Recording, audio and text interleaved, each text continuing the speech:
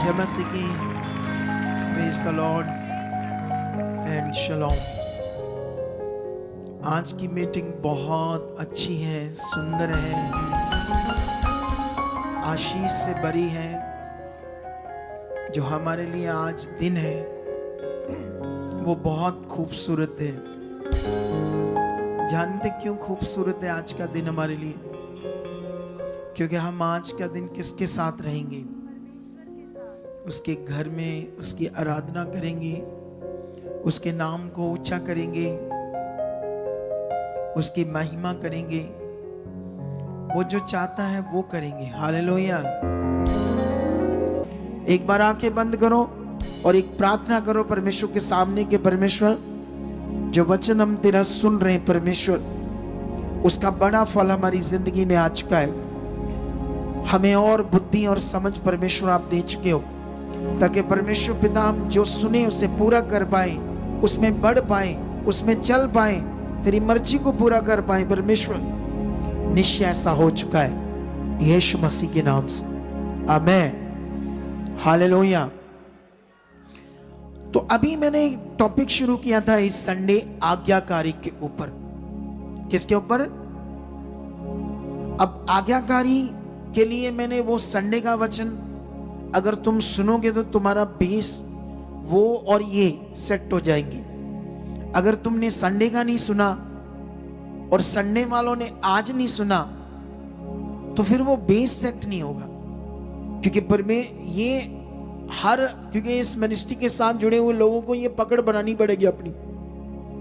क्योंकि परमेश्वर संडे शुरू करके उस टॉपिक को अब लेकर आगे जा रहा है, मुझे यूज कर रहा है। लेकिन जब वो यूज कर रहा है तो तुम्हें सबने क्या करना है? उसे सीरियल वाइज समझना होगा। ऐसे नहीं वो सुन लिया ये छोड़ दिया। आप जानते हो, जब मैं यीशु मसीह में शायद नहीं था तब एक फिल्म आई थी कोयला, शाहरुख खान की। क्या आई थी? तब मैं यीशु मसीह में नहीं था, मैंने देखी थी उस समय। अब तो मैं नहीं देखता फिल्में। उसमें ना एक गूंगा, मतलब गूंगा नहीं, सॉरी, शाहरुख खान गूंगा था। तो जब वो बीच में आया, एक भाई बीच में आया तो उसने देखा शाहरुख खान गूंगा है। तो वो उसे पूछने लगा एक भाई के, ये क्या हुआ, ये गूंगा क्यों है? तो कहता, अगली बार जब फिल्म देखना ना तो टाइम से आकर बैठना, तुम्हें अपने आप समझ आएगी ये गूंगा कैसे हुआ। कितनों को बात समझ आती है? एक उदाहरण है, उससे उदाहरण है सीखने वाली। वहां से हम क्या पकड़ते हैं कि जो चीज आप अधूरे तरीके से ले रहे हो आपको कैसे समझ आएगी? तुम्हें यह समझना होगा परमेश्वर का वचन एक सिस्टमैटिक सिस्टम है। ये टांग पकड़ ली, नाक पकड़ लिया, बांह पकड़ ली, ये कर लिया, वो कर लिया, आई गए, चल गए, ये सिस्टम नहीं है। तुम्हें अपने शरीर को मारना होगा, तुम्हें अपने आप को तैयार करना होगा। अगर तुम सब अच्छा चाहते हो, तुम्हारे लिए सब अच्छा रखा है परमेश्वर ने, बहुत बहुत सोच से भी ज्यादा रखा है। अगर सोच से भी ज्यादा जो उसने रखा है तो उसके नियम में आना पड़ेगा और तुम्हें आज्ञाकार बनना पड़ेगा। क्योंकि मैं ये वचन दे रहा हूं आज्ञाकारी के ऊपर, उसकी आज्ञाओं को मानना, उसकी आज्ञा में चलना, वो जो चाहता है वो करना। जब तक हम इस विषय को अपने आप को नहीं बनाएंगे, जैसे मान लो इस मिनिस्ट्री में बहुत सारे जो सेवक जुड़े हैं, तो उन लोगों को भी क्या करना पड़ेगा, है ना, अपनी मीटिंग्स करें, अपनी जो भी मिनिस्ट्री कर रहे हैं, लेकिन उन्हें भी लगातार हर संडे यहां आना पड़े, सॉरी हर थर्सडे, ताकि वो भी नियम पूरा करे, आज्ञा को माने। देखना जो करेंगे उनकी मिनिस्ट्रियां बहुत आगे बढ़ जाएंगी, और जो नहीं करेंगे वो डक्के डोले खाते रहेंगे। कॉन्टिन्यू बिना डर, खुश भी हो, कोई सिचुएशन हो, ध्यान नहीं देना सेवकों को, उनको भी बस अपना ध्यान परमेश्वर की ओर बढ़ाना है, और आपको भी सेम करना है। लेकिन आज मैं आपको पुराने नियम में नेमाया की बुक में लेकर जाने वाला हूं, ठीक है? और यहां पर मैं आपको आज नेमाया कौन था और क्यों बाइबल के अंदर उसका करैक्टर दर्ज है, और उसको क्यों हमारे लिए परमेश्वर ने अपने वचनों में लिखकर रखा है, क्योंकि यहां हमारे लिए एक बड़ी सीख है आज्ञाकारी की, परमेश्वर की इच्छा की। ये थंबनेल देखो, आज का क्या लिखा है, परमेश्वर की आज्ञाकारी ही सफल जीवन है। हालेलुया। कितनों को बात समझ आ रही है? फिर आपने अपने आप को चेक करना रोज, मैं कितना आज्ञाकार हूं? क्या मेरे जीवन में परमेश्वर की आज्ञाएं काम कर रही है? क्या मैं आज्ञाओं को मानने वाला परमेश्वर का बच्चा हूं? क्या मैं आज्ञाकारी हूं? तुम्हें खुद चेक करना पड़ेगा। कितनों को बात समझ आती है? हालेलुया। क्या करना पड़ेगा? तुम्हें खुद चेक करना पड़ेगा। जैसे बाकी कामों में खुद तुम सारी बातें समझते हो, तुम्हें भूख लगती है, तुम्हें पता लगता है मेरे भूख लगी है, मुझे खाना खाना है। तुम्हें कुछ भी तुम्हारी बॉडी के साथ है, तुम्हें सब कुछ पता होता है। इसी तरह से तुम्हें परमेश्वर के साथ आज्ञाकारी में भी समझ रखनी है। और देखना, फिर तुम्हारी जिंदगी में ना कोई रोग होगा, ना कोई बीमारियां होंगी, ना कोई हालात होंगे। वो अपने आप खत्म होते जाएंगे, आपके रोग, आपकी बीमारियां। मैं दावा करता हूं, मैं जो सिखाऊंगा ना, आप उससे करना। तुम प्रार्थना भी ना करवाना मुझसे, देखना तुम्हारे हालात चले जाएंगे। कितनों को बात समझ आती है? इतनी पावर है परमेश्वर के वचनों में, इतनी सामर्थ है परमेश्वर के वचनों में जो काम करती है। लेकिन तुम्हें उसे पकड़ना होगा, उस पर ध्यान देना होगा। यहां पर मैं अगर निमाया की बुक खोलता हूं, पंजाबी में से नहमिया कहते हैं, ठीक है। जब मैं ये बुक खोलता हूं तो इसका 1 से लेकर अगर 3 वचन तक जो लिखा हुआ है मैं पढ़ता हूं अगर आपके लिए, तो जानते यहां पर क्या लिखा है? यहां पर निमाया के बारे में लिखा है, उसके दादे का नाम, उसके पिता का नाम, तो फिर उसका नाम कि ये इसका क्या था, बच्चा था, ऐसी चीजें लिखी उसके बारे में, ठीक है। लेकिन ये सब बातें लिखने के बाद एक राजे की बात होती है जो 20वें वर्ष के किस्लेव नामक महीने में, जब मैं शूशन नामक गढ़ में रहता था, मैंने एक आयत पढ़ी है, तब हनानी नामक मेरा एक भाई और यहूदा से आए हुए कई एक पुरुष आए, तब मैंने उनसे उन बचे हुए यहूदियों के विषय में जो बंदुआई में छूट गए थे और यरूशलेम के विषय में पूछा। तो उन्होंने मुझसे कहा, जो बचे हुए लोग बंदवाई से छूटकर उस प्रांत में रहते हैं, वे बड़ी दुर्दशा में पड़े और उनकी निंदा होती है, क्योंकि यरूशलेम की शहरपनाह टूटी हुई है और उसके फाटक जले हुए। हालेलुया। कितनों को बात समझ आ रही है? अगर हम इस जो वचन हमने पढ़ा, तो इसके पीछे अगर इतिहास चेक करते, गहरी स्टडी समझते, तो ये ऐसे क्यों लिखा हुआ है? यहां पर ऐसा क्या हुआ था कि ये यरूशलेम शहर जो है वो पूरी तरह से तहस नहस हो गया, शहरपनाह टूट गई, फाटक जल गए और लोग बड़ी दुर्दशा में हैं। क्यों? जानते क्यों? क्योंकि ये जो लोग थे हमेशा परमेश्वर को जानने के बाद भी उसके नियमों आज्ञाओं को तोड़ देते थे और परमेश्वर के सामने पाप करते थे, गलत चीजें करते थे, उसके वचन से बाहर चले जाते थे। तो इसलिए फिर शैतान क्या करता था? उनके जीवन पर अटैक्स करता था दूसरी जातियों के द्वारा। इनके ऊपर हवा बोलता था शैतान और ये हार जाते थे। जब तक ये परमेश्वर के साथ खड़े रहते थे तो इन्हें कोई हरा नहीं पाता था, लेकिन जब ये आगे अनाज्ञाकारी में जाते थे तो तब दूसरे राजा इन पर जब अटैक करते थे तो इनका बुरा हाल कर देते थे। यही अब ये जो बंदा है नमाया, ये यरूशलेम में नहीं रहता है। ये कहां है? ये दूसरे देश में, जैसे अभी पंजाबी अमेरिका में है ना, कितनी दूर है अमेरिका। तो ये भी बिजनेस के सिलसिले में अपना देश छोड़कर इजराइल दूसरे देशों में बिजनेस करने के लिए गया था और वहां पढ़ा लिखा था और परमेश्वर का क्या था, ये वफादार था, इसकी क्वालिटी थी।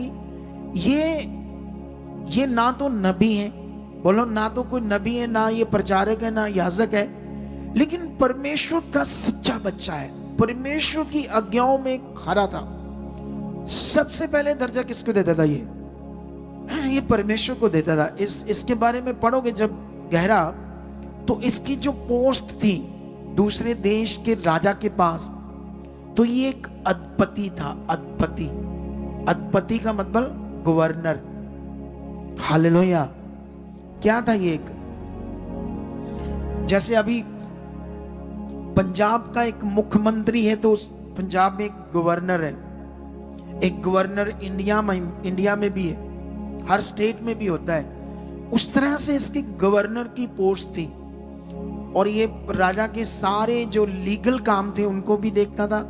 और साथ साथ में इसका एक और काम था कि जब राज्यसभा लगती थी, जब कोई पार्टी होती थी, तो ये राजा के हाथ में दाख मधु का प्याला भी देता था।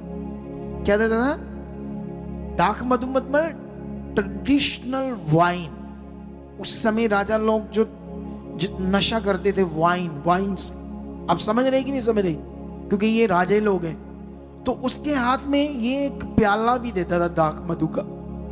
अब ऐसी इसकी पोस्ट थी और बहुत पैसे आते थे, बड़ा प्रतिष्ठा की जॉब थी, बड़ी आराम की जॉब थी, तगड़ी जॉब थी। आप समझ रहे हो कि नहीं समझ रहे? गवर्नर की जॉब क्या है? छोटी मोटी जॉब है?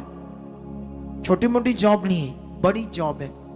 लेकिन जब इसने अपने देश के बारे में सोचा, तब तक उनके पुरखाओं ने गलतियां करके परमेश्वर के वचन को तोड़ा और बंदवाई में पड़ गए। उनकी बड़ी दुर्दशा थी। दूसरे देशों के राजाओं ने उनको तहस नहस कर दिया। क्यों ऐसा उनके साथ हुआ? पाप के कारण, अधर्म के कारण। आज हम चुने गए, आज हमें खुदा ने चुना है। हम क्या सीखते हैं, क्या हम पकड़ते हैं? आप जानते हो कभी कभी हमारे अंदर गंदे विचार आते हैं, गलत चीजें पैदा होती हैं। आप उसे यीशु नाम से दूर करो। बोलो मैं पवित्र हूं, मैं यीशु के लहू से धोया गया हूं, मैं उसकी बेटी हूं, मैं उसका बेटा हूं, मैं बढ़ चुका हूं। ये थॉट्स, ये गंदी बातें मेरे लिए नहीं। मैं आज्ञाकारी हूं, मैं आज्ञाकार हूं, मैं खुदा का पवित्र बच्चा हूं। आपको कॉन्टिन्यू अपने आप को बनाना पड़ेगा आगे बढ़ने के लिए। अगर आप फंस के पाप की जुक्ति में, वो आपको दबा देगा। अगर पाप की जुक्ति में फंस गए तो वो आपकी प्रेयर बंद कर देगा, आपका मन बंद कर देगा। आप प्रेयर करोगे, कोई मन नहीं लगेगा। आप प्रेयर करोगे, कुछ आंसर नहीं आएगा, किसी भी चीज में मन नहीं लगेगा। परमेश्वर के साथ भी बड़ी मुश्किल से आएंगे, कभी आएंगे कभी नहीं आएंगे। ऐसी चीजें दुष्ट आपकी जिंदगी में कर देगा। कितनों को बात समझ आती? वरना सब कुछ तैयार है और बहुताई से तैयार है। अगर जो मैं वचन सिखा रहा हूं इसे आपने पकड़ लिया तो बहुताई से आपकी गवाहियां आएगी। इतनी ज्यादा आशीष आएगी कि रखने को स्थान नहीं होगा। तुम्हें पकड़ना होगा, पकड़कर चलना होगा। लेकिन यहां पर अभी क्या कहते हैं इसको, हम आगे बढ़ते हैं। जब वो बातें सुनता है तो गवर्नर है, जैसे मिनिस्ट्री में कोई बीमार है, दुखी है, गरीब है, परेशान, तो मैं की लेना देना? बोलो मैं की करा? फिर भाई वो सोनू पुछो जड़ा गरीब है, परेशान है, हालात चा दुखी में, परेशानी में, तो मुझे क्या लेना देना? मैं तो अपनी जिंदगी जी रहा। लेकिन ये बंदे के बारे में चेक करो, जब ये सुनता है तो क्या होता है? ये क्या करता है? 4 में लिखा है, ये बातें सुनते ही मैं बैठकर रोने लगा और कितने दिन तक विलाप करता रहा और स्वर्ग के परमेश्वर के सम्मुख उपवास करता और ये कहकर प्रार्थना करता रहा, हे स्वर्ग के परमेश्वर यहोवा, हे महान और भय योग्य ईश्वर, तू जो अपने प्रेम रखने वाले और आज्ञा मानने वालों के विषय में अपनी वाचा पालता है और उन पर करुणा करता है, तू कान लगाए और आंखें खोले रहे कि जो प्रार्थना में तेरा दास उस समय तेरे दास इस्राएलियों के लिए दिन रात करता रहता हूं, उसे तू सुन ले। मैं इस्राएलियों के पापों को जो हम लोगों ने तेरे विरुद्ध किए हैं मान लेता हूं। मैं और मेरे पिता के घराने दोनों ने पाप किया है, हमने तेरे सामने बहुत बुराई की है, और जो तेरी आज्ञाएं, विधियां और नियम तूने अपने दास मूसा को दिए थे, उनको हमने नहीं माना। उस वचन की सुधि ले जो तूने अपने दास मूसा से कहा था, यदि तुम लोग विश्वासघात करो तो मैं तुमको देश देश के लोगों में तितर बितर करूंगा, परंतु यदि तुम मेरी ओर फिरो और मेरी आज्ञाएं मानो और उन पर चलो, तो चाहे तुम में से निकाले हुए लोग आकाश की शोर में भी हो, तो भी मैं उनको हवा से इकट्ठा करके उस स्थान में पहुंचाऊंगा जिसमें मैंने अपने नाम के निवास के लिए चुन लिया है। हालेलुया। अब ध्यान दो, यहां पर सुनो, ध्यान दो। अब अपने लोग, जो अपने लोग हैं, ये सारी दुनिया अपनी है, एक परमेश्वर की है, लेकिन शैतान ने दूर कर दिया है परमेश्वर से। आज लोग धर्म जातों में बट गए, और जिसकी वजह से वो नहीं जानते हमारा बनाने वाला कौन है। लेकिन जब इन्हें पता चला कि हमारे लोग, यहूदी लोग कितनी दुर्दशा में है, और ये रोने लगा, विलाप करने लगा, कितने दिन तक उपवास करने लगा, कितने दिन तक परमेश्वर के सामने ये गया और परमेश्वर के सामने अपने पुरखाओं के पाप को मानने लगा। अपने पाप को, मतलब वो खुद तो पापी नहीं था, लेकिन उनके पापों को भी मानकर परमेश्वर के सामने प्रार्थना करने लगा, और परमेश्वर के सामने ये बात रखने लगा, तू करुणा करने वाला, तू दया करने वाला है, तू अपनी वाचा को पालता, तू अपनी वाचा जो तेरी और अपना मन फिराता, अपने पाप को मानता है, उसकी तू सुनता है। फिर वो बात करता है, सोच कर देखो, कहता हाँ परमेश्वर, तूने अपने दास के द्वारा अपने नियम दिए, व्यवस्था दी, आज्ञा दी, हम लोगों ने नहीं माना। सेम हो रहा है, परमेश्वर ने आज भी अपने दास ठहराए हैं। आज भी परमेश्वर अपने दास के द्वारा बात करता है, आज्ञा की, जीवन की। हम देख रहे हैं परमेश्वर की पावर को, देख रहे हैं उसके चमत्कारों को, गवाहियों को, लेकिन हम देख रहे हैं फिर भी आगे पीछे हो जाते हैं, फिर भी खरे और पूरे बने नहीं रहते। जानते क्यों?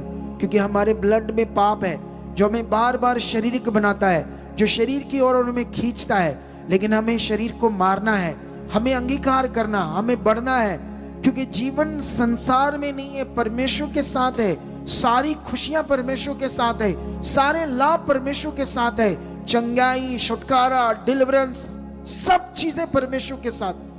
कोई भी चीज परमेश्वर से बाहर नहीं है। कितनों को बात समझ आती है? इस बंदे को चेक करो, ऐशो आराम की जॉब, बड़ी वाली जॉब, तगड़ी वाली जॉब पर बैठा हुआ है बंदा, अधिपति है, गवर्नर है।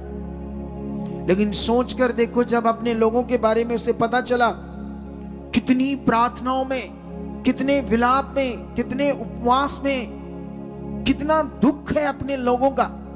आज दुनिया मर रही है, नाश हो रही है, हम क्या कर रहे हैं? हमारी प्रार्थनाएं कहाँ है? हमारा मन कहाँ उनके लिए शोक कर रहा है कि उन्हें बचाना है? कहाँ हमारा दिल है? कहाँ हमारा सुसमाचार है? कहाँ हम परमेश्वर के सामने इन बातों को रखने? यह हमारी जिंदगी में चाहिए। अगर ये हमारी जिंदगी में आता तो हम आज्ञाकारी है, हम आज्ञाकारी में जी रहे हैं। या एक परिवार आता, घर से एक औरत आती है, बच्चे नहीं आते, पति माड़ा मोटा आता है, औरत क्या कर रही है? अगर उससे टीम मेंबर को पूछता, कभी उनका जीवन है, वो नहीं मानते, उन्होंने अपना मन है, क्योंकि खुद को बुद्धि नहीं है, खुद को समझ नहीं है कि अगर ये चुने नहीं गए, अगर ये चलेंगे नहीं, इनका होगा क्या? अगर तुम सोचते हो मेरे बच्चे हैं, मेरा पति, मेरे पत्नी है, अरे क्या उन्हें नाश के लिए छोड़ देना है या उन्हें बचाना है? बोलो। तो बचाने की प्रार्थना कहाँ? वो दिल का है, वो टूटा हुआ, वो ऐसे शोक, ऐसे दिल में एक चिंता, आत्मिक चिंता उनकी, अगर वो नहीं है तो हम नॉर्मल है। हम भक्ति के पाठ को, परमेश्वर के आए हुए काम को, उद्धार के काम को कुछ भी नहीं समझ रहे। कुछ बातें हमारे अंदर नहीं है, सिंपल आ रहे जा रहे। अगर हम सिंपल आ रहे जा रहे तो बड़े काम कैसे देखेंगे, बड़ी ताकत को कैसे देखेंगे। लेकिन इस बंदे को देखो, इस परमेश्वर के दास को देखो, कैसे वो परमेश्वर के सामने जाता है और फिर वो परमेश्वर के सामने उन वचनों को याद करके प्रार्थना करता है। कहता मुझे याद है परमेश्वर, तूने अपने दास मूसा के द्वारा अपने वचनों को दिया है कि अगर मेरे सामने पाप करोगे, मेरी आज्ञाओं को तोड़ोगे तो तुम तितर बितर कर दोगे, लेकिन जो मन फिराएगा और फिर से तू उन पर करुणा करेगा, दया करेगा और हवा के समान उन्हें इकट्ठा करके उस निज स्थान में ले जाएगा, जिस निवास स्थान के लिए तूने अपने नाम के लिए ऐसे सोचा था, बनाया था। उस वचन को याद कर। वो परमेश्वर को कह रहा है, कहता 10 में कहता अब वह तेरे दास और तेरी प्रजा के लोग हैं जिनको तूने अपनी बड़ी सामर्थ और बलवंत हाथ के द्वारा छुड़ा लिया है। 11 में लिखा है, प्रभु विनती ये है कि तू अपने दास की प्रार्थना पर और अपने उन दासों की प्रार्थना पर जो तेरे नाम का भय मानते हैं कान लगा, और आज अपने दास का काम सफल कर और उस पुरुष को उस पर दयालु कर। हालेलुया। अब ये भी प्रार्थना कर रहा है, तुम भी प्रार्थना करते हो। तुम्हारी प्रार्थना में क्या ऐसा है कि कोई खास उत्तर नहीं? इसकी प्रार्थना में इतनी ताकत कैसे आ गई? सोचो, इसकी प्रार्थना में इतनी ताकत आने का कारण शुद्ध मन, साफ दिल, परमेश्वर की आज्ञाकारी, परमेश्वर का खोजी। अपने जीवन को किसके साथ बनाया? उसने, परमेश्वर के साथ। अब हम भी प्रार्थनाएं करते हैं, किस दिल से करते हैं, किस फेथ से करते हैं, कैसा कनेक्शन बनाकर परमेश्वर के सामने जाते हैं, ये तो तुम्हें पता होगा कि यहाँ तुम्हें जब प्रार्थना करते बासियां आती है, 5-10 मिनट में मन अक जाता है, उठ जाते हैं, या घुटने टेक के खूब गर्म हो जाता है शरीर, जैसे कोई बड़ा जनरेटर इंजन, कोई बड़ा शुरू में हल्का होता, लेकिन जब वो अपनी स्थिति में आता तो पूरा दमदार चीज प्रकट करता है। क्या मेरी ऐसी प्रार्थना है या नॉर्मल बस टाइम पास है? लेकिन इसको देखो, इसकी प्रार्थना का असर। और बाइबल में लिखा वो एक प्रार्थना कर रहा है, जानते किसके लिए? जो कह रहा है उस पुरुष को मुझ पर दयालु कर। उस पुरुष को किसको? राजा को। जिस राजा के पास वो गवर्नर था, अधिपति था, उसके लिए प्रार्थना कर रहा है, क्योंकि अब यहां से काम स्टार्ट होगा अपने लोगों को बचाने का, अपने लोगों को सही राह में लाने का। कितनों को बात समझ आती है? अब राजा के पास जॉब करना और उसे डिस्टर्ब करना या उसके सामने जरा से भी गलती करनी, आज देश का जो प्रधानमंत्री है, जैसे हमारे देश का प्रधानमंत्री, ये इतना पावरफुल नहीं है जितना राजा होता था। क्योंकि देश के प्रधानमंत्री के सामने गलती करोगे तो वो गलती, पहले केस होगा, फिर सुनवाई होगी, फिर कोर्ट सजा सुनाएगा, लंबा प्रोसेस है। ये तो बस बोलेगा उसी वक्त फांसी, उसी वक्त सिर कलम। ऐसा है राजे का सिस्टम। और जब वो राजा दाख मधु पीता है ना, तो वो बड़ा रिलैक्स होकर अपनी रानी के साथ, कुछ लोगों के साथ अपनी पर्सनली एक स्थान पर बैठता है। उस समय तो डिस्टर्बिंग चाहिए भी नहीं उसको। उस समय उसको अगर कोई भी राजे की बात या इधर उधर की कोई बात की तो गुस्से में आ गया तो वो सिर कलम कर देगा। लेकिन ऐसी सिचुएशन में उसके सामने वो जाता ही तब था जब वो उसको दाख मधु उसके हाथ में देना है। उनको बात समझ आती है। अब ये प्रार्थना कर रहा है सच्चे दिल से, और जब प्रार्थना कर रहा है तो दो अध्याय में क्या लिखा है? अर्थशास्त्र राजा के 20वें वर्ष के निसान नामक महीने में, जब उसके सामने दाख मधु था, तब मैंने दाख मधु उठाकर राजा को दिया। इससे पहले मैं उसके सामने कभी उदास ना हुआ था। तब राजा ने मुझसे पूछा, तू तो रोगी नहीं, फिर तेरा मुंह क्यों उतरा है? ये तो मन ही की उदासी होगी। तब अब राजा के सामने उदास मन लेकर जाना सिर कलम करने के बराबर है। वो मौत दे देगा, बोलेगा इसे ले जाओ, इसका सिर कलम कर दो। ये कैसा मुंह बनाकर उदास मेरे सामने आया है, जबकि वो उसका रिलैक्स टाइम है। कितनों को बात समझ आती है? लेकिन उस समय ऐसा हो जाता है उससे। लेकिन क्या होता है फिर 3 में उससे वो राजा से बात करता है। मैंने राजा से कहा, राजा सदा जीवित रहे। जब वह नगर जिसमें मेरे पुरखाओं की कब्रें हैं उजाड़ पड़ा है और उसके फाटक जले हुए हैं, तो मेरा मुंह क्यों ना उतरे? राजा ने मुझसे पूछा, फिर तू क्या मांगता है? तब मैंने स्वर्ग के परमेश्वर से प्रार्थना करके राजा से कहा। वो हर बात में किसको आगे रख रहा है। अब राजा की ओर से जब राजा ने पूछा तू क्या मांगता है, तो अंदर ही अंदर किससे प्रार्थना कर रहा है। आप भी अपने कामों पर जाओ, अंदर प्रार्थना करो। आप जॉब पर जाते हो, बिजनेस करते हो, डील्स करते हो, काम करते हो, कुछ भी करते हो, अंदर अंदर धन्यवाद परमेश्वर आप मेरे साथ, ये काम सफल हो चुका है, मैं तेरा बच्चा हूं। देखो, आप अपनी जिंदगी को खुदा के साथ एक सही मायने से अपने आप को जीना है परमेश्वर के साथ। हमारा दिमाग फालतू कामों में, फालतू सोचों में, फालतू बातों में कभी नहीं होना चाहिए। हमारी सोच खुदा के साथ होनी चाहिए। कितनों को बात समझ आ रही है आज?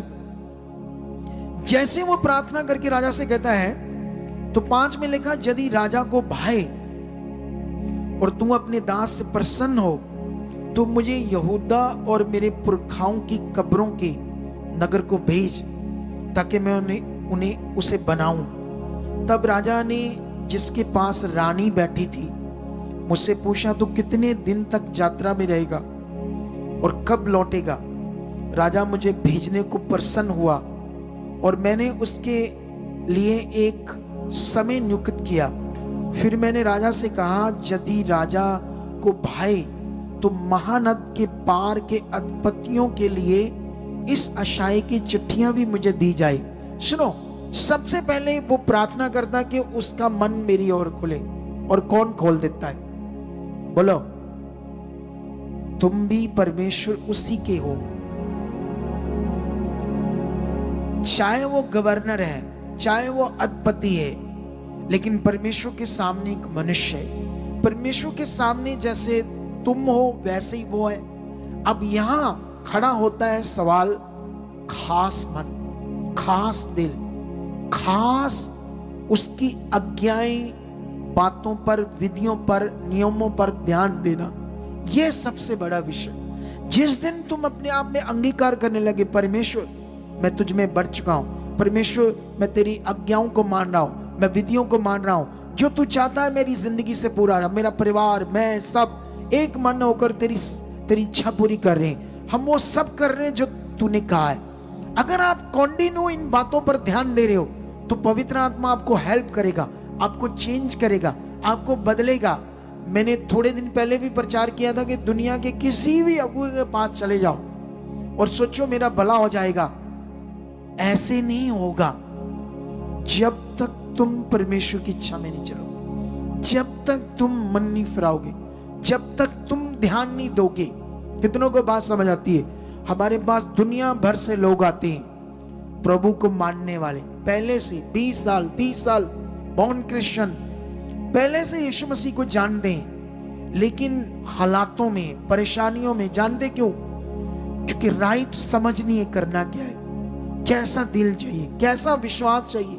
इन बातों में कमजोर है, वीक है। लेकिन यहां पर जानते हैं, वो पहले जो प्रार्थना करता, राजा राजी हो जाता है उसको भेजने के लिए। फिर वो अधिपतियों, दूसरे देशों के गवर्नरों की चिट्ठियां मांगता है, और एक सरकारी जंगल है उसके लिए लकड़ी चाहता है, क्योंकि उसकी शहर बनानी, फाटक बनाने, उसके लिए भी डिमांड करता है राजा के सामने, उसकी भी चिट्ठी चाहिए।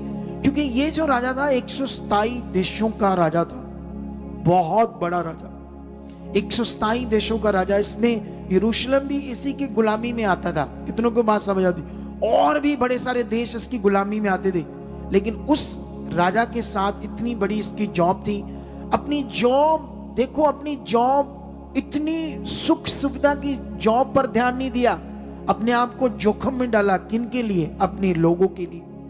इसे बोलते वफादारी, इसे बोलते आज्ञाकारी। यही आज्ञाकारी तुम सब में होनी चाहिए सुसमाचार के लिए, अपने लोगों के लिए। तुम्हें अपने सुसमाचार में बढ़ना है। आने वाले रास्ते में जब तुम आओगे तो तुम्हें पैम्फलेट मिलेंगे, लेकर जाओ, जाओ परमेश्वर के आगे प्रार्थना करो, वो रास्ते खोलेगा। जिनकी रूहें बचनी है, जो दुखी हैं, जो मर रहे हैं, जो सुसाइड करने वाले हैं, जो व्यभिचार में, जो नशों में पड़े, जिनकी जिंदगियां बर्बाद हो रही है पाप के कारण, परमेश्वर उन्हें बचाना चाहता है, लेकिन उन तक खुशखबरी जानी चाहिए, उन तक सुसमाचार जाना चाहिए। वो सुसमाचार का काम तुम्हारा है, तुम्हें परमेश्वर ने चुना है। ये भी एक आज्ञा है, तुम्हारी जिंदगी में होनी चाहिए। अगर ये आज्ञा तुम्हारी जिंदगी में नहीं है तो तुम स्वार्थी सिर्फ काम लेना चाहते हो परमेश्वर से, उसके लिए जीते नहीं हो, उसकी इच्छा नहीं पूरी करते हो। कितनों को बात समझ आती है? लेकिन यहां पर जब वो मांगता है तो वो सब चीजें भी वो चिट्ठियां देता है। कौन? राजा। लेकिन यहां पर क्या होता है, 2:10 में लिखा है, ये सुनकर के एक मनुष्य इजरायलियों के कल्याण का उपाय करने को आया है। होरोनी, संबलत और तोबिया नामक कर्मचारी जो अमोनी था, उन दोनों को बहुत बुरा लगा। ये भी राजा के राज्य में ही ये भी किसी पोस्ट पर थे। 2 बंदे। कौन बंदे? होरोनी, संबलत और तोबिया नामक। ये 2 बंदे थे जिनके अंदर शैतान ज्यादा काम कर रहा है, जिनको पता चला कि इजरायलियों के कल्याण के लिए कोई आया है, इनको बड़ा बुरा लगा। लेकिन उसके बाद क्या होता है सुनो। अब यहां से वो निकलता है और निकलने के बाद काम होता है स्टार्ट। अगर तुम यहां से पढ़ोगे, चेक करोगे, तो वो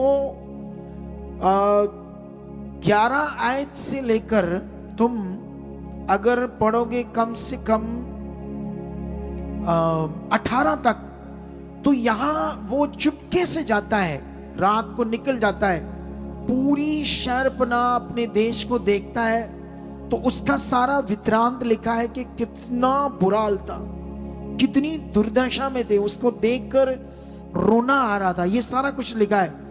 लेकिन उसके बाद 19 में लिखा है, ये सुनकर होरोनी, संबलत और तोबिया नामक कर्मचारी जो अमोनी था और गशेम नामक एक अरबी हमें ठट्ठों में उड़ाने लगे और हमें तुच्छ जानकर कहने लगे, ये तुम क्या काम करते हो? क्या तुम राजा के विरुद्ध बलवा करोगे? तब मैंने उनको उत्तर देकर उनसे कहा, स्वर्ग का परमेश्वर हमारा काम सफल करेगा। हालेलुया। विरोध स्टार्ट है। इजराइल बच जाए, आबाद हो जाए, फिर से उनका देश बस जाए और खुदा की आराधना हो, उनसे पूरी दुनिया में परमेश्वर का प्रचार हो। शैतान उनको पहले खत्म कर रहा है, लेकिन यहां पर शैतान इन लोगों को खड़ा कर रहा है, इन लोगों को रोकने के लिए। लेकिन ये स्ट्रांग है अपने फेथ में, परमेश्वर के काम में, उसकी आज्ञाओं में स्ट्रांग है। हो सकता है आपके घर में कोई आपको बहुत डिस्टर्ब करता हो, कोई नशा करता हो, कोई अनाज्ञाकारी करता हो, आपके बच्चे हो सकते हैं, आपकी पति हो सकता है, आपकी पत्नी हो सकती है, जिससे आप परेशान हो सकते हो, रोज कलप सकते हो। लेकिन अपना विश्वास मत छोड़ना, वो जिंदा खुदा, वो बदल सकता है, वो सब कुछ ठीक कर सकता है। हो सकता है आपके घर में कोई बीमार हो, आपके घर में कोई दुखी हो, आपके घर में कोई ऐसी परेशानी हो जो आपको बार बार परमेश्वर की इच्छा से बाहर कर देती है, आपका विश्वास में बार बार डाउट आ जाता है, लेकिन तुम बने रहे इस मिनिस्ट्री से, तो आपके डाउट परमेश्वर मेरे द्वारा सारे खत्म कर देगा। और मेरी प्रार्थनाओं का प्रभाव इतना पावरफुल होगा कि आपकी जिंदगी बढ़ेगी, आप स्ट्रांग बढ़ोगे, आपके हालात खत्म होंगे, आपके दुख जाएंगे और खुदा आपको यूज करेगा अपने काम के लिए। जोर से बोलो हालेलुया। बोलो वो जिंदा खुदा है जो सब कुछ कर सकता है। तुम्हें अभी ध्यान देना होगा इस निमाया पर, इसके फेथ पर, इसकी आज्ञाकारी पर। तुम्हें आज्ञाकार बनने के लिए आगे बढ़ना होगा। कितनों को बात समझ आती है? उसके बाद अगर हम 4 में पढ़ते हैं थोड़ा सा वचन, तो क्या लिखा यहां पर? जब संबलत ने सुना कि यहूदी लोग शहरपनाह को बना रहे, तब उसने बुरा माना और बहुत रिसियाकर यहूदियों को ठट्ठे में उड़ाने लगा। यहां तक कि तुम चेक करोगे तो ये कैसी कैसी बातें कर रहे थे उनके लिए। 3 में लिखा उसके पास अमोनी तोबिया था और वह कहने लगा जो कुछ वह बना रहे हैं यदि गीदड़ भी उस पर चढ़े तो वह उनकी बनाई हुई पत्थर की शहरपनाह को तोड़ देगा। ऐसी ऐसी बातें हो रही थी। लेकिन याद रखना वो लगातार इन्हें नेगेटिव कर रहे थे और ये भी कर्मचारी थे, ये कुछ भी बनाकर राजा का मन खराब कर सकते थे। ये नेमाया भी जानता था, नेमाया को भी पता था कि अगर इन्होंने बहुत सारे लोगों को इकट्ठा करके एक मता पास किया और राजा तक गए और उल्टा हो सकता है सारा काम, राजा मुझे फांसी दे सकता है, क्योंकि एक देश को बसाना। और ये आगे जाकर आपको समझ आती है, आगे जाकर मैं समझाता हूं। 6 में लिखा हम लोगों ने शहरपनाह को बनाया और सारी शहरपनाह आधी ऊंचाई तक जुड़ गई, क्योंकि लोगों का मन उस काम में नित लगा रहा। क्यों शहरपनाह बन रही थी? क्योंकि अब लोग साथ दे रहे थे। उस पूरे यहूदी लोगों को समझ आ रही थी, उनका मन खुल रहा था। वो लगातार नेमाया के साथ उस देश को बसाने में, पूरे देश की शहरपनाह को बनाने में। शहरपनाह समझते हो? शहरपनाह किसे कहते हैं? पूरे देश की दीवार बनानी, दीवार, उस पूरे देश में दीवार बनाना। हालेलुया। जैसे चाइना की दीवार के बारे में सुना ना, ग्रेट, ऐसे ग्रेट चाइना ऑफ वॉल, ऐसे कुछ नाम है उसका, है? हाँ, ग्रेट वॉल ऑफ चाइना दुनिया की सबसे बड़ी दीवार है, उन्होंने अपने देश के आसपास की। तो ये भी वो दीवार बन रही थी इनके देश की। और कैसे? ऑलरेडी 127 देशों के ऊपर उस राजा का राज्य है, तो उसके बीच में एक अलग देश अपना बनाना मौत है, मौत। लेकिन ऐसे काम को इसने शुरू किया अपने लोगों के लिए, उन्हें बसाने के लिए, उनकी जिंदगी के लिए। अपना ऐशो आराम छोड़ दिया। हम कहते हैं हमारे पास टाइम नहीं, हम कहते हैं ठंड आ गई है, थोड़ा मौसम ठीक होगा तब संगति शुरू करेंगे। फिर गर्मी आ जाएगी, फिर कहेंगे गर्मी ज्यादा आ गई है, थोड़ी गर्मी कम होगी फिर जाएंगे। ये आपका शारीरिक जीवन आपको खत्म कर देगा। ऐसी सोच वाले लोगों को, ऐसी सोच वाले लोग वही रह जाएंगे जो बड़ा परमेश्वर ने रखा है उसका लाभ नहीं ले पाएंगे। इस समय जरूरत है हमें बढ़ने की, इस समय जरूरत है अपनी शरीर की देह की क्रियाओं को मारने की और परमेश्वर के वचन की इच्छा को पकड़ने की और अपने अंगीकार को बढ़ाने की, अपने फेथ को बढ़ाने की। हालात कैसा भी क्यों ना हो, सिचुएशन कैसी भी क्यों, डरने की जरूरत नहीं, यहां से हम सीख रहे हैं। लेकिन उसके बाद क्या होता है? यहां पर बड़ी चीजें हो रही है, ठीक है? ऐसी चीजें हो रही है आप सोच भी नहीं सकते वो कैसे कैसे परमेश्वर का काम उस शहर की। इसमें बड़ी सिचुएशन है जो मैं तुम्हें पढ़ा नहीं पाऊंगा, क्योंकि वो लोगों ने रेडी हो गए थे कि इनको काम नहीं करने देंगे, हम इन पर जानलेवा हमला करेंगे, पूरी सेना फौज लेकर। लेकिन इन्होंने भी अपने हथियार रखे अपने पास। इवन के जो राजमिस्त्री, उन्होंने भी अपनी झागों पर तलवारें रखी थी, पढ़कर देखना। और कितने लोग एक हाथ में हथियार और एक हाथ से काम कर रहे थे।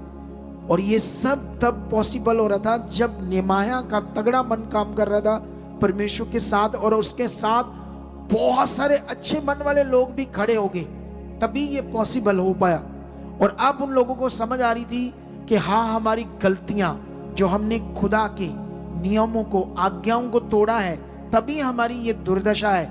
अगर हमने अपनी दुर्दशा में अपनी नामधराई मतलब अपने अपने नाम की जो इंसल्ट है, हमारे लोगों की जो इंसल्ट है समाज में, उससे अगर हमने उठना है तो हमें अपना मन फिराना पड़ेगा, हमें खरे और वफादार होना पड़ेगा। ये लोग डिसीजन ले चुके थे और पश्चाताप कर चुके थे।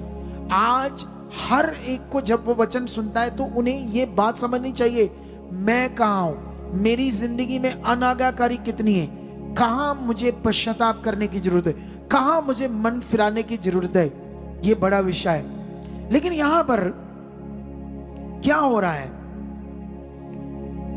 यहां अगर 6 अध्याय पढ़ोगे उसकी 2, तो 2 में उसको वो बुलाता है, किसको? ऐसे लिखा है, तब सम्बलत और गशेम ने मेरे पास यूं कहला भेजा, आ हम ओनों के मैदान के किसी गांव में एक दूसरे से भेंट करें। परंतु वह मेरी हानि करने की इच्छा करते थे। परंतु मैंने उनके पास दूतों से कहला भेजा, मैं तो भारी काम में लगा हूं, वहां नहीं आ सकता। मेरे इसे छोड़कर तुम्हारे पास आने से वह काम क्यों बंद रहे? उन्होंने 4 बार मेरे पास वैसी ही बात कहला भेजी। लॉन्ग टाइम तक ये बंदे जिनके अंदर दुष्ट काम कर रहा था, उन्हें रोकने की कोशिश कर रहे थे। जब हम परमेश्वर के साथ बढ़ते हैं तो वो आपको रोकता है। दुष्ट आपकी प्रार्थनाओं को वो रोक नहीं सकता अगर हम सही हैं, अगर हमारा फोकस सही है, हमारा अंगीकार सही है, हम नियम में लगातार बने हुए, तो कोई शैतान तुम्हें रोक नहीं सकता प्रार्थना से। तुम्हारी प्रार्थना स्ट्रांग चाहिए, तुम्हारा फेथ स्ट्रांग चाहिए, तुम्हें आज्ञाओं की समझ चाहिए, ये तुम्हारा फोकस बना होना चाहिए। लेकिन यहां पर जो चीज सबसे सोचने वाली है, शे से, जिसमें यूं लिखा था, जाति जाति के लोगों में ये कहा जाता है, ये वही 2 कर्मचारी ये बात कर रहे हैं। गशेम भी यही बात कहता है कि तुम्हारी और यहूदियों की मनसा बलवा करने की है, और इस कारण तू इस शहर पनाह को बनवाता है, और तू इन बातों के अनुसार उनका राजा बनना चाहता है। तूने यरूशलेम में नबी ठहराए जो ये कहकर तेरे विषय में प्रचार करे कि यहूदियों में एक राजा है। अब ऐसा ही समाचार राजा को दिया जाएगा। अब लास्ट में इतनी बड़ी धमकी देते हैं, कहते हैं कि तुमने नबी ठहराए, वो तेरे लिए प्रचार कर रहे कि यहूदियों में एक राजा है नेमाया, और तू राजा बनना चाहता है, तू बलवा करना चाहता है, तू राजा के विरुद्ध एक नया देश खड़ा करना चाहता है। अब ये बात ऐसे ही किसको बचाई जाएगी? राजा को। और जानते ही ये कितनी खतरनाक बात थी, कितना खतरनाक विषय था। कौन अपनी अधपति की जॉब, गवर्नर की जॉब, मखमली बेड सेजे, है ना, उस जमाने में भी वो बात होते थे नहाने वाले राजाओं के, ऐसी जिंदगी को छोड़कर ये पढ़कर देखना, इसने कितने महीने कपड़े तक नहीं बदले, रात दिन लगा हुआ उस काम। क्या ऐसा कोई बिलीवर होता है?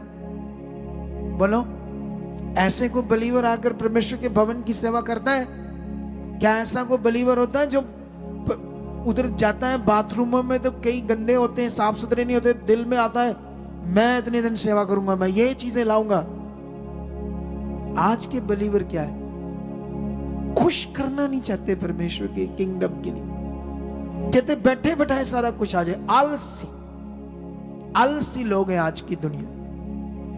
ठंड इन्हें संगति से रोक रही है, ठंड आज आगे पीछे कर रही है। हालेलुया। कितने लोगों को बात समझ आ रही है? आज कितने लोगों को बात समझ आ रही परमेश्वर के वचन की? अगर तुम्हें समझ आ रही है तो फिर आज तुम्हारी जिंदगी में काम भी होने। अगर तुम मन फिरा रहे हो इस वचन को सुनकर, तो आज फिर खुदा ने आपकी जिंदगी में काम करना है। हालेलुया। अब इतना खतरनाक विषय उन्होंने खड़ा किया था, लेकिन ये प्रेयर में था। परमेश्वर के ऊपर भरोसा रखकर इसने काम को कंप्लीट कर दिया। और जानते, कंप्लीट करने के बाद अगर 8 अध्याय चेक करोगे तो उन्हीं के बीच में एक एजरा शास्त्री था, उन्हीं के बीच में। इस संडे भी मैंने ये जिक्र किया था इस वचन का। इन्हीं के बीच में और भी लेविये थे जो परमेश्वर का वचन देते थे, और एजरा जो मेन प्रचारक था। जब तुम चेक करोगे तो जब सारा काम खड़ा हो गया, पूरा शहर, देश की जो दीवार वो बन गई, उसके बाद क्या होता है? लोगों को इकट्ठा किया जाता है और सबसे पहले लोगों को वचन दिया जाता है, तुमने आगे हो, कैसे चलना है परमेश्वर के साथ। परमेश्वर ने तुम्हारी हेल्प की, लेकिन अब वो गलतियां नहीं करनी जो हमने की है, जिससे हम बंधुआई में गए। कितनों को बात समझ आती है? अगर आप अपनी जिंदगी में, मुझे पता नहीं कितने लोग इसे पकड़ रहे हैं वचन को, या कितनी इस वचन से आपको समझ आ रही है, लेकिन याद रखना ये वचन हमारा इंटरनेट पर है। तुम घर में जाकर, मैंने कुछ दिन पहले इस बुक को पढ़ा था, एक ही दिन में 6-7 बार पढ़ा था मैंने इस बुक को, एक दिन में। मैं और समझना चाहता था, और समझना चाहता था। कल मुझे फिर परमेश्वर ने इस बुक के बारे में कहा, मैंने 4-5 बार फिर पढ़ा। सोचो, अगर मैं ऐसा कर सकता हूं तो क्या आप 2 बार 3 बार वचन दोबारा रिपीट नहीं सुन सकते? क्या पॉइंट था, क्या क्या पॉइंट थे जो मेरे लिए थे इसमें? कितनों को बात समझ आती है?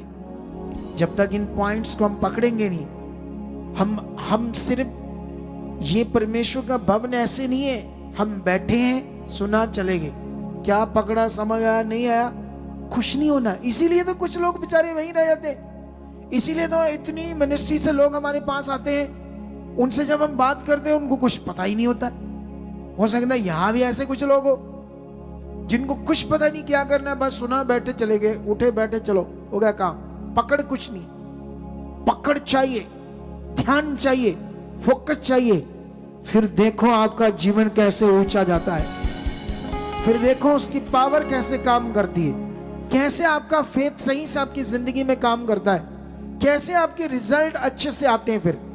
फिर देखो आप अपनी जिंदगी में। कितनों को बात समझ आती है? लेकिन यहां पर बाइबल में लिखा 8 अध्याय में जब वचन खोला जाता है, ठीक है, लोग एकदम से खड़े हो जाते हैं, क्योंकि पहले से बहुत बुरी हालत थी उनकी। अब वो नहीं चाहते थे कुछ भी गलत करना जिससे उनकी जिंदगी में फिर से प्रॉब्लम आए। अब जब वो वचन सुनते हैं, रोने लगते हैं, विलाप करते हैं, उन्हें समझाया जाता है अधिपतियों के द्वारा, याजकों के द्वारा, कि रोना नहीं है, जो सीखा है उसे अपनी जिंदगी में पूरा करो।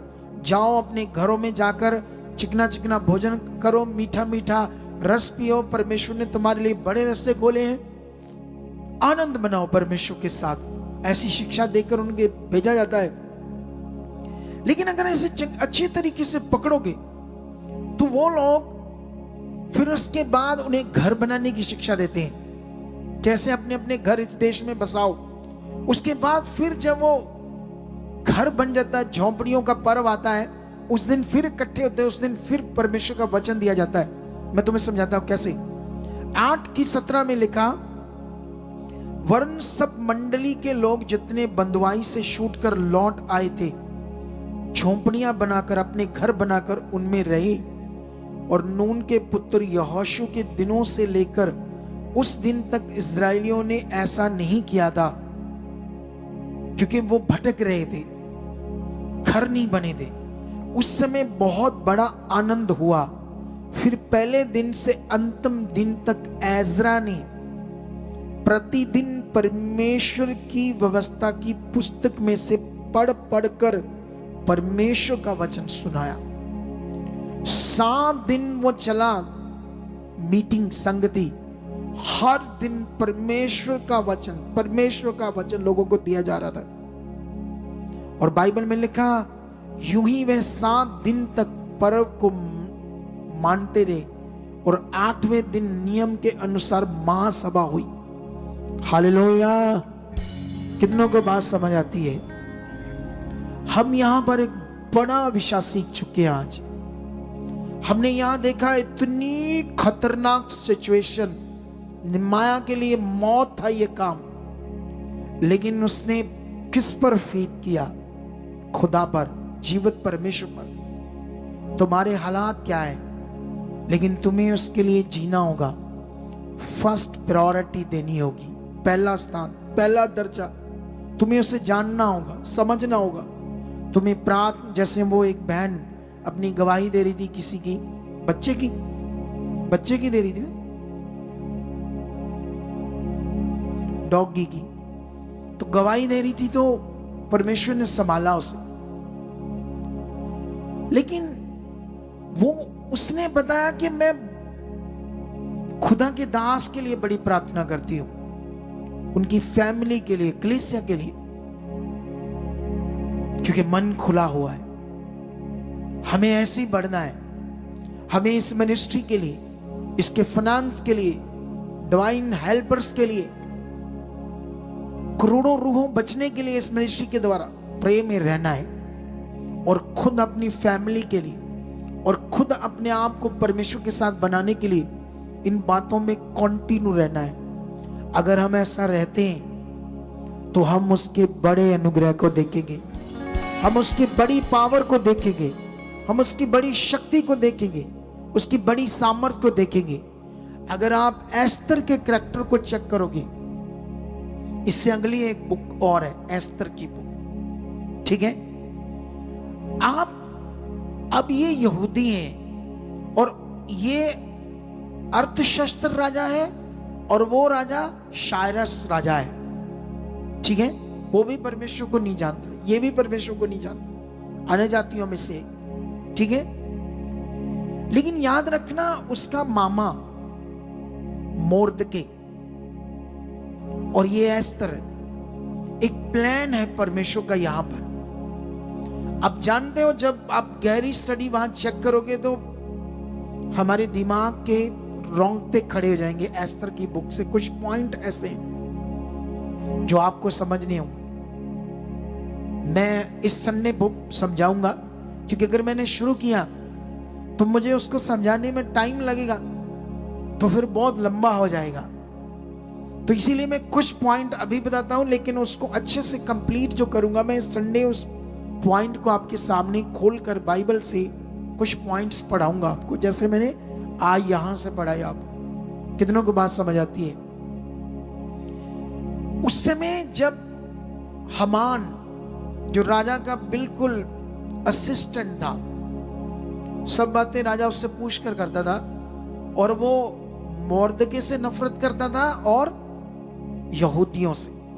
जैसे अभी हम परमेश्वर का काम करते, परमेश्वर का प्रचार करते, तो दुनिया वाले हमसे क्या करते हैं? नफरत करते हैं। लेकिन हम लोग किसी से नहीं करते नफरत। हम लोगों को बचाना चाहते हैं, हम लोगों की जिंदगियों को सेव करना चाहते हैं, उनकी आत्माओं को सेव करना चाहते हैं। लेकिन उनको नहीं पता, क्योंकि वो गुलाम है पाप के, वो विरोध करते हैं। जैसे ये विरोध हो रहा था शुरू से, सच्चाई का विरोध। यीशु मसीह ने क्यों कहा, मेरे कारण लोग तुमसे बैर रखेंगे? कहा या नहीं कहा? यीशु ने कहा ना, मेरे कारण लोग तुमसे क्या रखेंगे? बैर रखेंगे। लेकिन यीशु मसीह ने कहा, जो अंत तोड़ी बना रहेगा वो अनंत जीवन पाएगा। हालेलुया। हमारी दौड़ अनंत जीवन की। पृथ्वी पर जो चीजें तुम्हें चाहिए वो बहुताई से देगा, लेकिन याद रखना, ये चीजें जो हमें पृथ्वी पर चाहिए, ये हमारी जरूरत है, ये हम साथ नहीं लेकर जा सकते। कोई चीज हमारे साथ नहीं जाएगी, ये सिर्फ हमारी जरूरत है। हमें अपना मन परमेश्वर के ऊपर रखना चाहिए। जैसे अभी जो मेरे पास मन है, ना मेरा, ना मेरी वाइफ का, खुदा की दासी का, ना बच्चों का, किसी भी सोने की चीज पर, किसी भी पैसों पर ऐसे ललसा नहीं है, लालच नहीं, उस पर कोई मन नहीं। कितनों को बात समझ आती? ऐसे मन तब हो जाता है जब हम पूरी रीति से परमेश्वर के साथ चलते हैं, हमारी खोज। लेकिन जो चीजें चाहिए वो देता जा रहा है, देता जा रहा है, देता जा रहा है। जो चीजें चाहिए। आपका मन परमेश्वर की ओर होना चाहिए। जैसे यीशु मसीह ने हमें कहा ना कि किसी भी बात की चिंता मत करो, ना खाने ना पीने ना पहनने की। तुम्हारा स्वर्गीय पिता जानता है कि तुम्हें इन सब चीजों की आवश्यकता है। तुम्हें ये समझ होना चाहिए, तुम्हारे अंदर ये वचन होना चाहिए कि मेरा पिता जानता है मुझे इसकी जरूरत है। आप विश्वास से प्रार्थना करो, धन्यवाद परमेश्वर रास्ते खोल दिए, धन्यवाद ये चीजें हो चुकी है, धन्यवाद ये बिजनेस चल चुका है, धन्यवाद ये काम हो चुके। आप बस धन्यवाद की प्रार्थना करके बढ़ते जाओ, बढ़ते जाओ। रोज आपका हर स्टेप परमेश्वर की ओर बड़ा होना चाहिए। ऐसा नहीं कोई स्टेप पीछे जाता हुआ नहीं चाहिए, हर स्टेप बढ़ना चाहिए। हालात है चाहे, डोंट वरी, हालात है, मैं जानता हूं हालात है। कुछ ऐसे हालात हैं जो समझ में नहीं आते कब जाएंगे कब खत्म होंगे, लेकिन उनकी भी ऐसी की तैसी वो जिंदा खुदा है। अगर हमने अपने विश्वास को पक्का करके रखा, दिल स्ट्रॉन्ग करके रखा, वो खत्म हो जाएंगे। ढीले पड़ जाएंगे तो हालात बढ़ जाएगा, ढीले पड़ जाएगा तो हालात अपना काम खतरनाक कर देगा। कई बार लोगों के साथ ऐसा होता है, कई लोग ढीले पड़ जाते हैं, फिर हालात अपना काम कर जाता है। कितनों को बात समझ आती है? अगर जो मैं तुम्हें समझा रहा हूं उस बात को तुमने पकड़ा, जीत तुम्हारी होगी। यीशु ने क्यों कहा? तुम्हारा स्वर्गीय पिता जानता है इन चीजों की तुम्हें आवश्यकता है। वो जानता है, वो तुम्हें देखता है। उसने तुम्हें देखने की आंखें दी, क्या खुद नहीं देखता? तुम्हें कान दिए, क्या वो खुद नहीं सुनता? जब तुम उसके सामने विश्वास करते हो, अपनी प्रार्थना को रखते हो, क्या उसके सामने वो बातें नहीं हो रही? या उसके सामने नहीं है वो बातें? है, लेकिन तुम्हें पक्का करना अपने आप, अंगीकार में विश्वास, उसे इतना सच्चा मानना है, महान पवित्र, कभी भी उस पर डाउट नहीं आने देना। कभी भी अपने किए हुए विश्वास के बीच में डाउट पैदा नहीं होने देना आपने। बस पक्का मन रखना, पक्का मन, पक्का मन, पक्का मन। फिर देखना तुम कैसे रिजल्ट्स को देखोगे। हालेलुया। इसीलिए फिर यीशु मसीह ने कहा तुम सबसे पहले परमेश्वर के राज्य और उसकी धार्मिकता की खोज करो, तो ये सब चीजें तुम्हें या तुम्हारे पीछे आ जाएंगी। हालेलुया। एक ही हमारा खुदा है जिसने हमें पैदा किया इस दुनिया में। हम अंधकार में थे, उसने अब चुन लिया है। अब मौका है उसके साथ बढ़ने का, अब मौका है उसे खुश करने का, अब मौका है कुछ बड़ा करने का। कितनों को बात समझ आती है? तो फिर रेडी हो जाओ। आज के वचन को 2-3 बार सुनो और इसके पॉइंट अपने जीवन में पक्के कर लो। आने वाली संडे मीटिंग में तगड़े मन से आना। जो घरों में बैठे जिन्होंने ये वचन सुनना है, तो उनसे बात कर रहा हूं। आप में से कितने संडे आएंगे मुझे पता नहीं, लेकिन कुछ तो वीरवार आते हैं ना, थर्सडे। लेकिन परमेश्वर हमारे साथ है, क्योंकि मैंने उसके बड़े अनुभव को अपनी जिंदगी में लिया हुआ है। मैंने जितने भी बड़े अनुभव किए हैं वो सब कब तक आ जाएंगे? कब तक आगे? ठीक है, ओके। तो अभी इस वचन के द्वारा खुदा आपको बड़ी बरकत दे चुका है। मैं एस्तर के सामने भी मौत थी, 100% मौत थी। और एक बार उसने अपने मामा को बताया कि अगर मैं ये बात करूंगी तो मौत है। लेकिन उससे मौर्दके बात करता है। वो कहता है तुम्हें शायद परमेश्वर ने इसी काम के लिए रानी बनाया, ताकि आज पूरा यहूदी लोग बच जाएं तेरे कारण। फिर उसकी बुद्धि को देखना, उसकी बात को देखना। सोचने वाली बातें हैं एस्तर के बारे में। आत्मा कैसे काम करता, आत्मिक जिंदगी कैसे काम। वचनों को इसीलिए हमारे लिए लिखा गया, रखा गया हमारे लिए। इनसे हम कुछ सीखें, अपनी जिंदगी में उन्हें उतारें, उनको अपनी जिंदगी में नमूना बनाएं, उसके अनुसार अपने मन को तैयार करें। तैयार करना मन को क्या होता है? अंगीकार। यस, मेरा मन तैयार है। परमेश्वर आप मेरे मन में काम कर रहे हो, पवित्र आत्मा मेरे अंदर काम कर रहे हो। पवित्र आत्मा, मेरा मन वैसा हो चुका है जैसा खुदा चाहता है, मैं वैसा कर रहा हूं, मैं वैसा चल रहा हूं। अगर आप ये प्रैक्टिकल रोज रोज कर रहे हो, अपने विश्वास को तगड़ा करने के लिए भी बात कर रहे हो, आपका विश्वास उतना तगड़ा हो जाएगा, उतना स्ट्रांग हो जाएगा। हालेलुया।